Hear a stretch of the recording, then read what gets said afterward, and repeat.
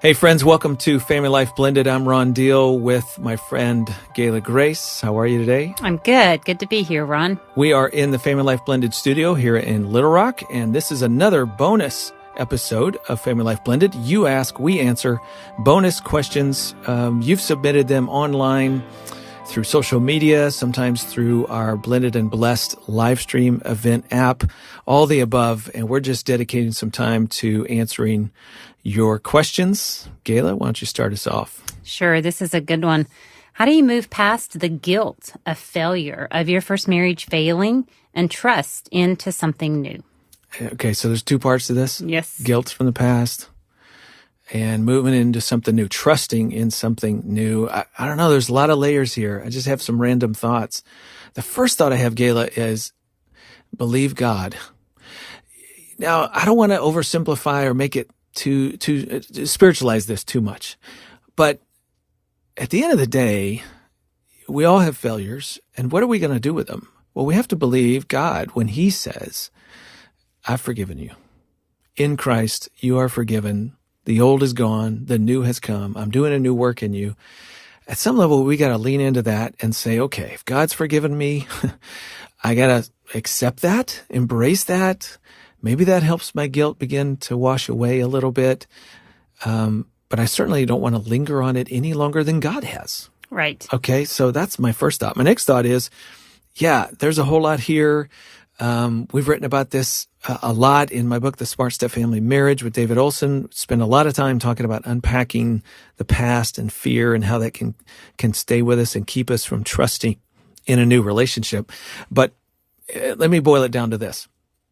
I think of the guy in Mark chapter 9 who asked Jesus to help heal his child. And Jesus says, what do you want? And the guy says, I want you to heal my child if you can. And Jesus says, if I can. And the guy says, okay, you're right. Lord, I believe. Help my unbelief. I think this is where we get caught when the past creates an unbelief in us about ourselves, about trusting somebody new, about the relationship. Obviously, this guy in Mark 9 is talking about his belief in God. But I think the principle is also true about a human relationship. Like if somebody disappoints us, we have a little unbelief now about, can I lean into that person? Is our usness strong enough to go the distance? If it was a previous relationship, you carry that unbelief into new relationships sometimes. And so there's a part of you that does trust. There's another part of you that doesn't trust, all at the same time. I think that's what gets confusing sometimes.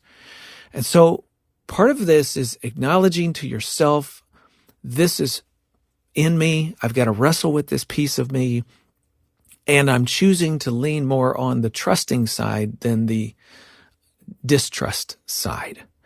And now I'm going to take actions based on that in my relationship with you, my new spouse, that shows my trust, that acts on trust. I think that helps deepen trust slowly over time, but it's not an easy process.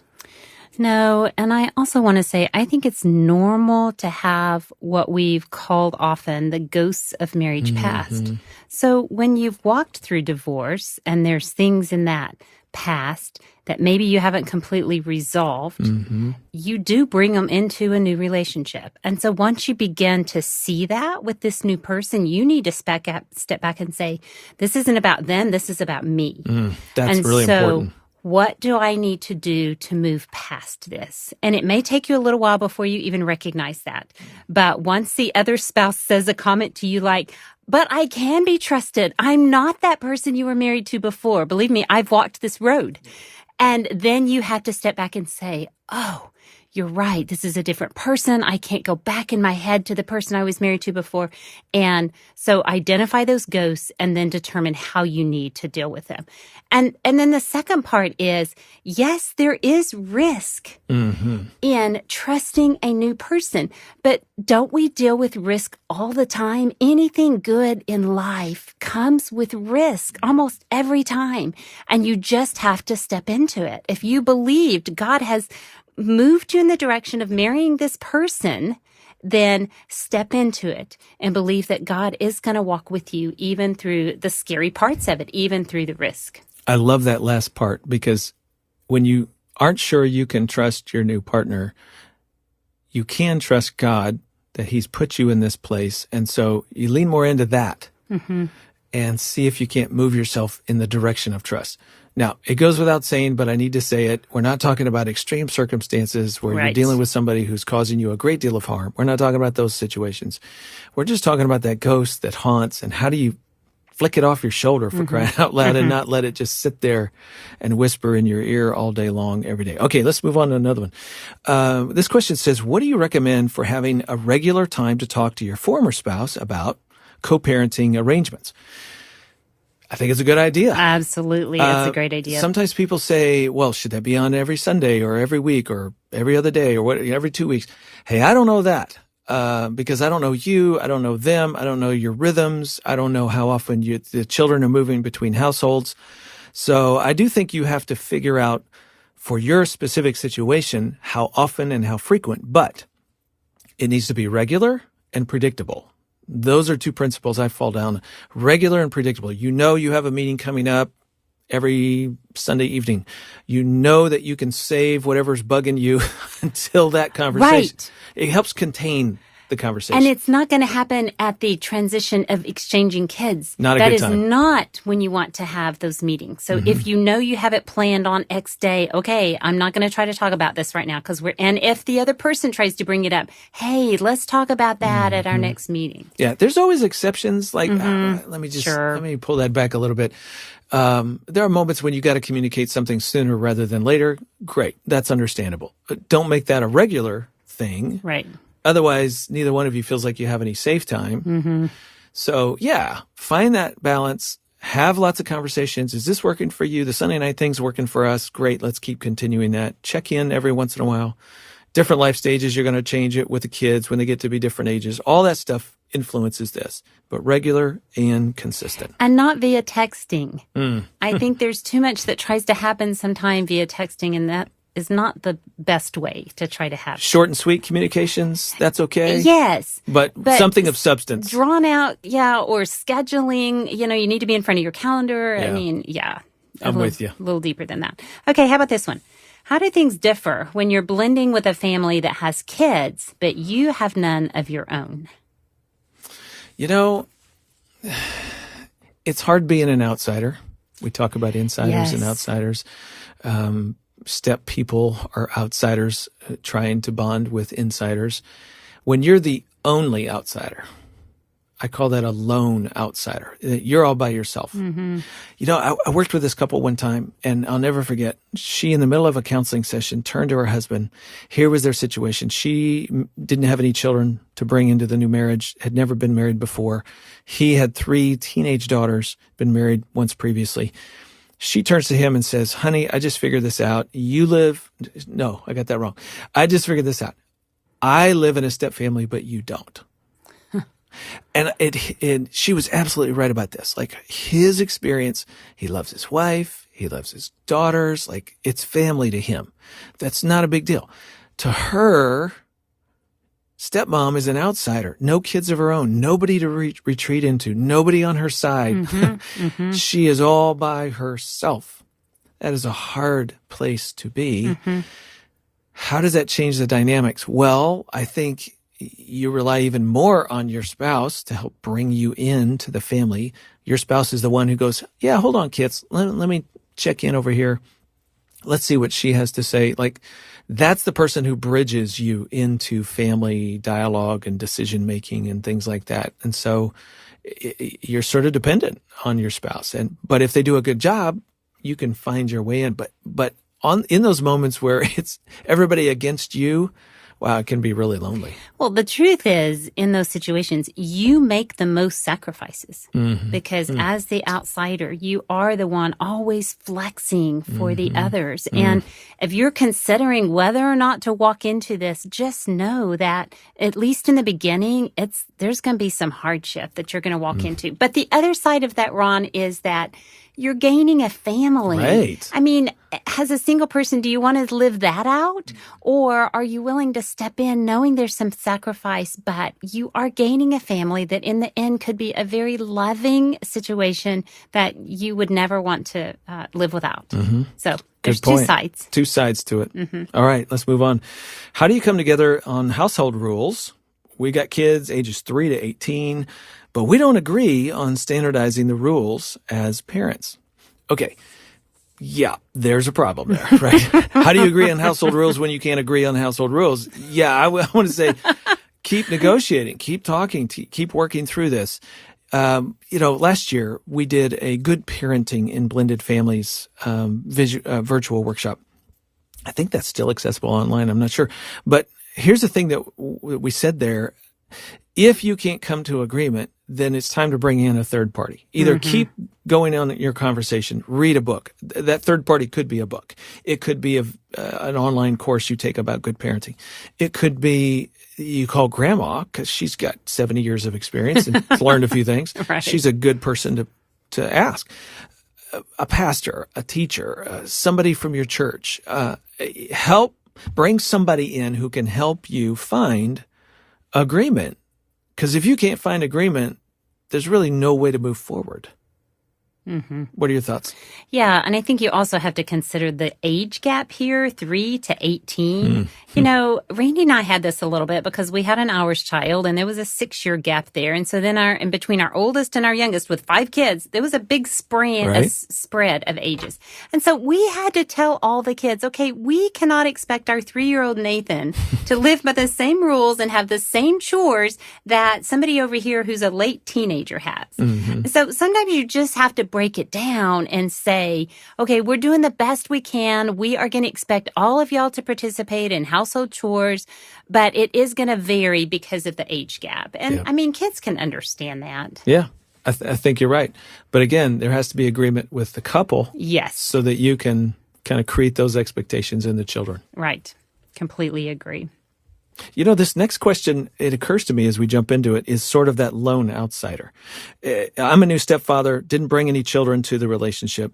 I often feel that my life and my schedule is dictated by my spouse, my stepchildren, and my children's biological father lives in the other home.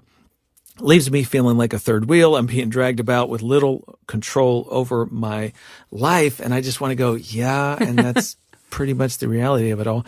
But here's the question. What wisdom and godly perspectives should I adopt as a stepfather to sort of ease my internal struggle about not having any control?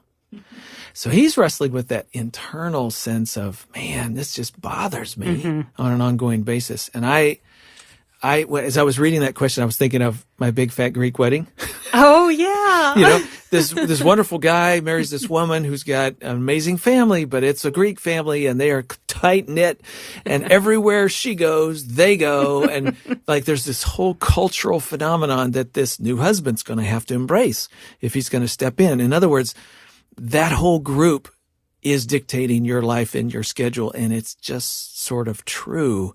It doesn't mean you can't influence it or change it over time, but you are entering into a system that is bigger than you, and so you don't have a lot of control over time, schedules, and whatnot.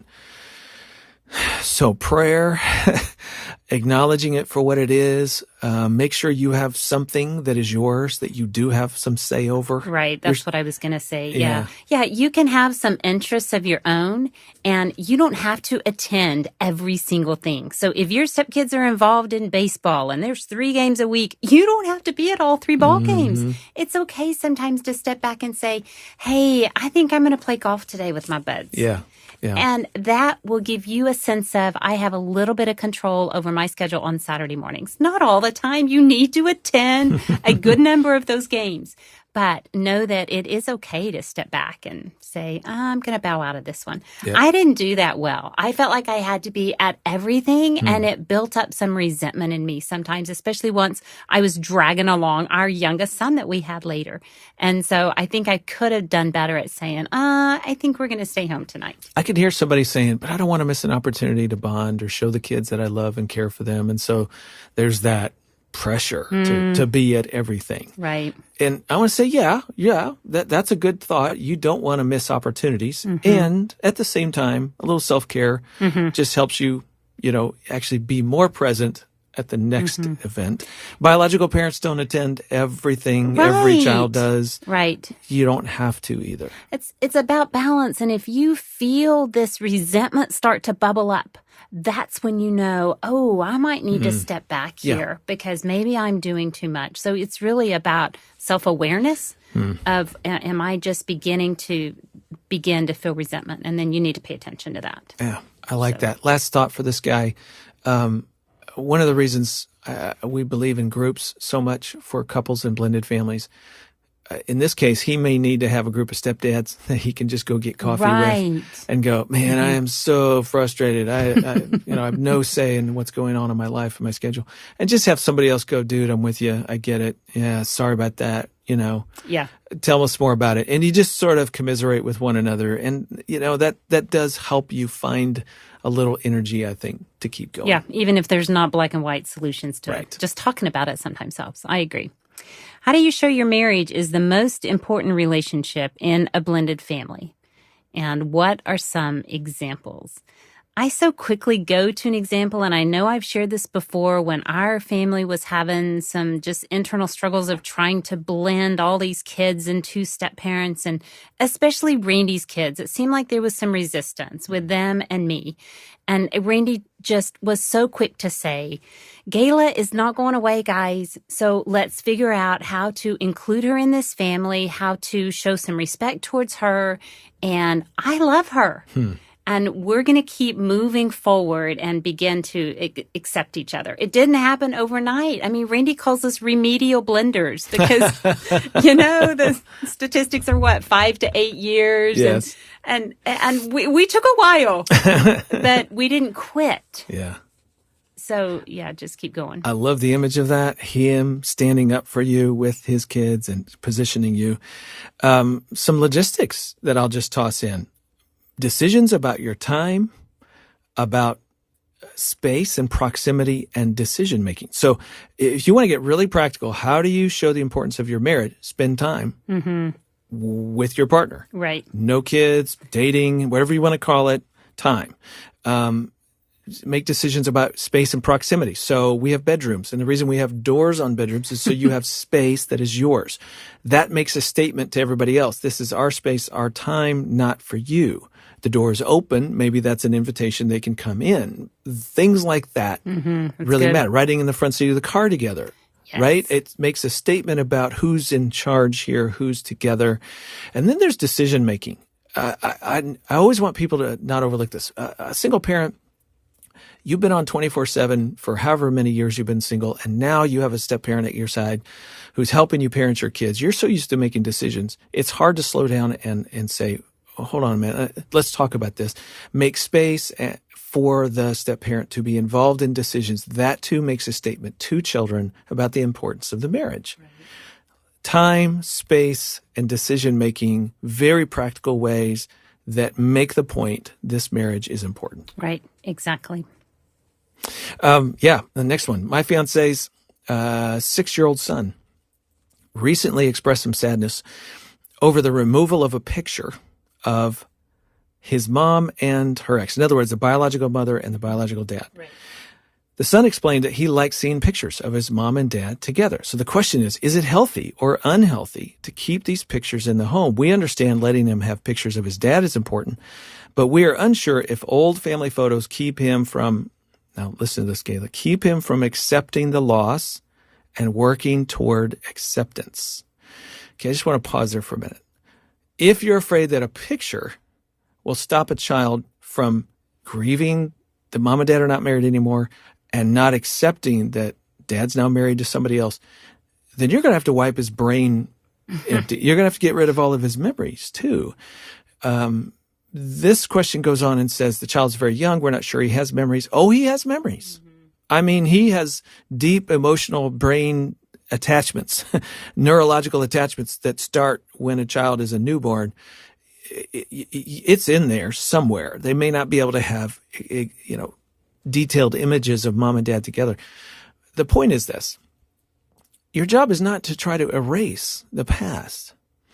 It's okay for him to have pictures. It's okay for him to have memories. It's okay for him to talk at the dinner table about a time when I went canoeing with mom and dad and we had a good time. And that is not an affront to your marriage. Now, sometimes it can be if kids are bringing that up over and over and over again and sort of throwing it in your face. Well, then you can tell it's an affront.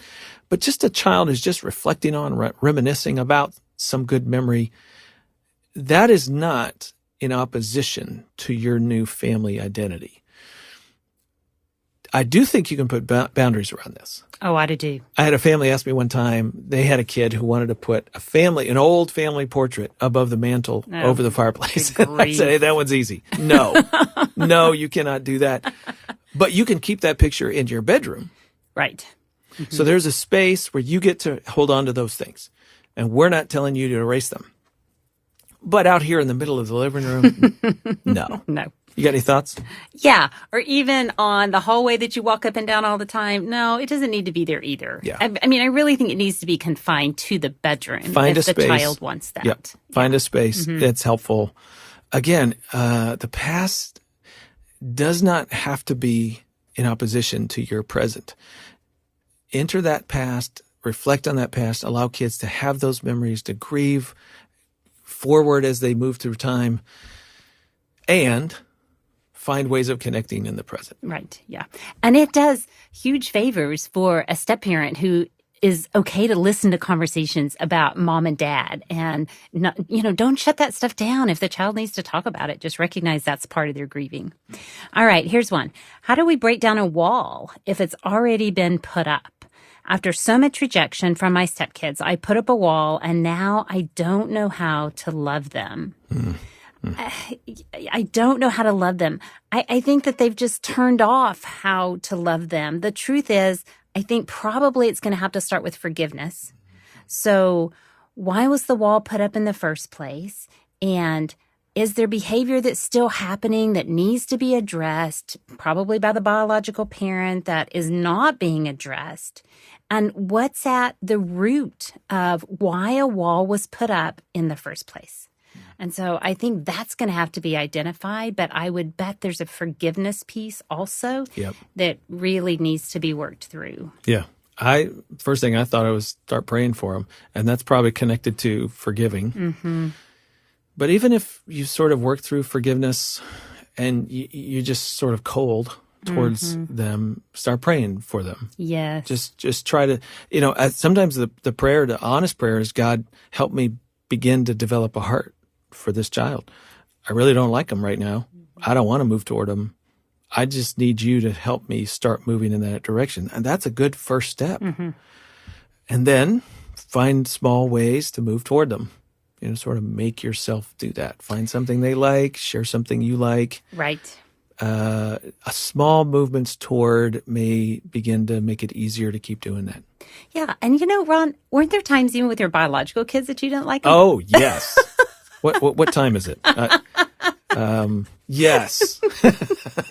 So don't just assume, oh my gosh, I'm never going to be able to have a relationship with this child because this is how I feel right now. I mean, that's just not the case. Those teenage years, those young adult years, man, there's times that I didn't like my biological kids some of the time.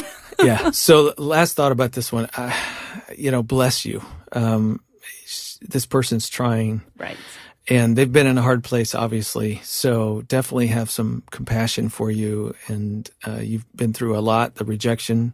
It's been hard. Right. And here you are now, something's beginning to shift because you're beginning to try to make movement, or maybe you're seeing something different in them. Either way, it represents, over time, some things get better. And so keep pressing in that direction. Yeah. And sometimes just maturity of kids can help. As they mature, then it's easier. But even when it's not, just give it a little more time, I would say. Yep. How do you find a church that celebrates blended families?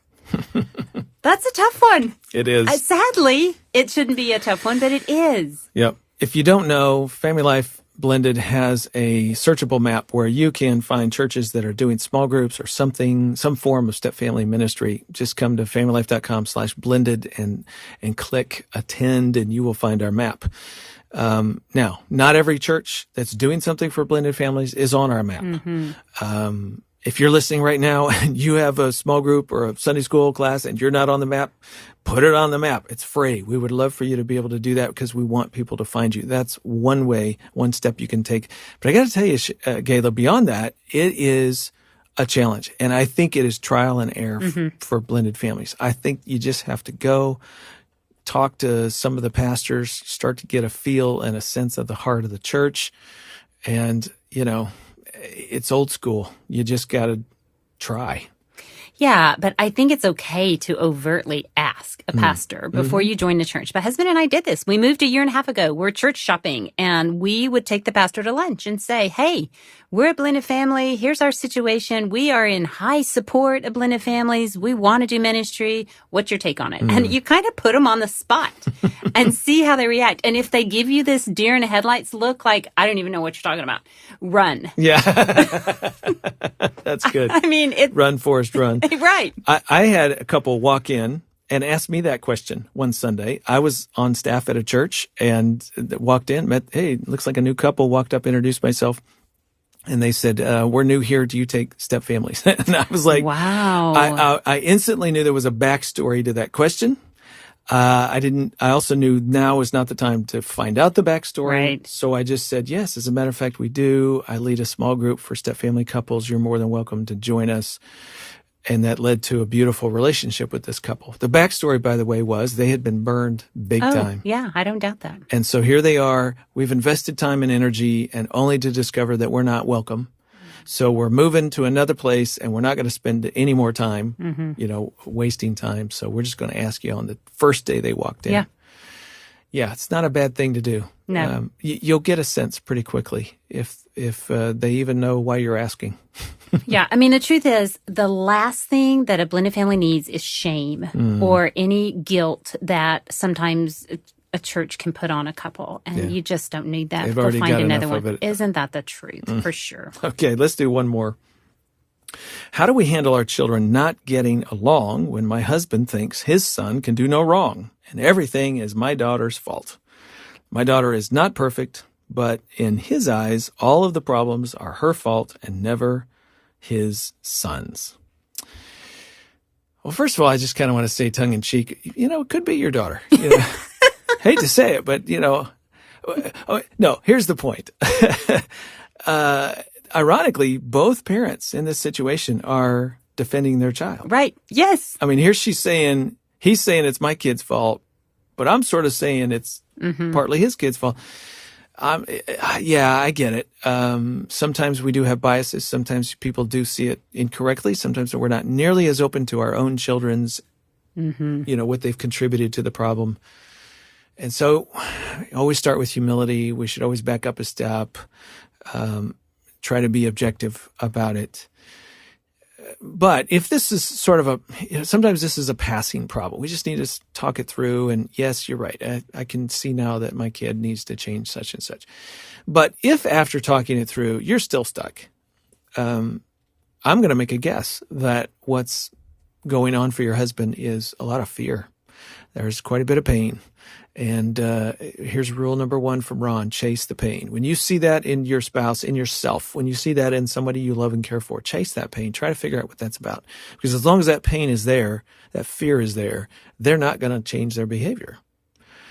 So the pain could be, Gayla, I can imagine that it's this dad going, I'm trying not to push my daughter away, so I don't ever want to hold her accountable for her behavior because I'm just trying to save what feels like to be a very fragile relationship with my daughter. So no, I'm not ever going to say she's at fault.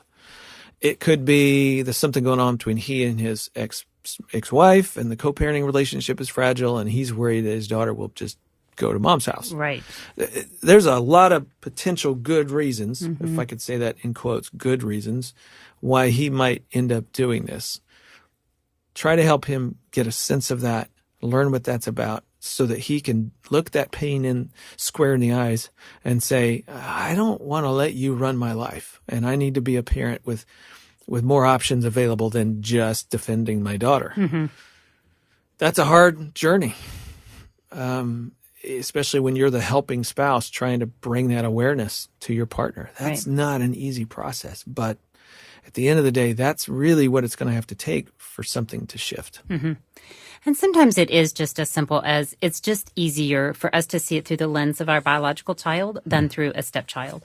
And so we have to be more intentional to think, okay, you know what? My stepdaughter also has a lens that is different, that I need to be able to look through her lens and consider what she's walking through, how she's reacting because of her own loyalties or whatever. But it takes some intentionality of recognizing that we all have different lenses that we look through and see the world based on what our past experiences are. And we need to consider that for our stepkids too. Prayer. Boy, nothing will drive you to your knees like parenting children. Oh, for sure. Oh, my goodness. So wrap this in a whole lot of prayer. And by the way, if this question was yours, maybe you can share this podcast with your spouse and they can just have a few objective thoughts that might help them rethink how they're doing things. Gayla, thanks for being with me. Good to be here. Again, to the listener, this has been a bonus episode of Family Life Blended. If you have not subscribed to our regular podcast, you can certainly do that on your favorite podcast app on YouTube, or you can listen through the Family Life app. And if you're not familiar with Family Life Blended, you don't know, who are these people? What are they about? What are they doing? Look us up online, familylife.com/blended. We're the largest blended family nonprofit ministry in the country. We've got books and resources and videos and online courses and the Family Life Blended podcast, live events, virtual events. Find it all. We would love to be helpful to your family. For Gayla Grace, I'm Ron Deal. Thanks for being with us.